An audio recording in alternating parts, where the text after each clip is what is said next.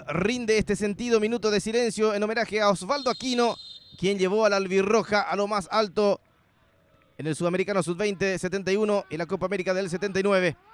Ya se fue el minuto de silencio y ahora arranca el juego.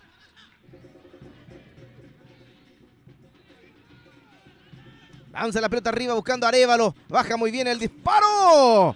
Golazo. Gol de Guaraní. Jorge Núñez. De un lateral nace la pelota aérea con golpe de pecho. Arévalo baja para Núñez, que estaba de frente. Le entró de lleno con la cara interna, con la cara externa del pie derecho, digo bien. Allí está Riveros. Lanza el centro, arriba la pelota, cabezazo. Gol de Guaraní. Rodrigo Freddy Arévalo con golpe de cabeza. Qué buen centro metió Marcos Riveros con veneno. Se eleva, no mucho, algo para desviar la pelota.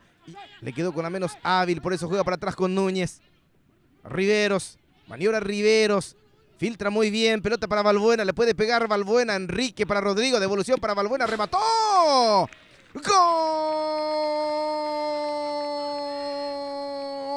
¡Gol de Guaraní! Jiménez.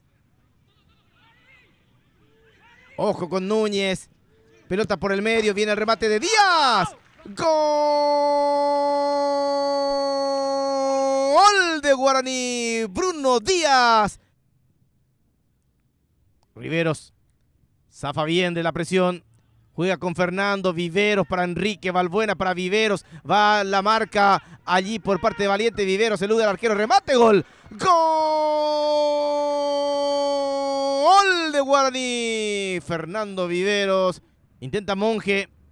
Juega para Ojeda. Ojeda, Monje, se mete Monje, le va a pegar Monje, atropella, llega.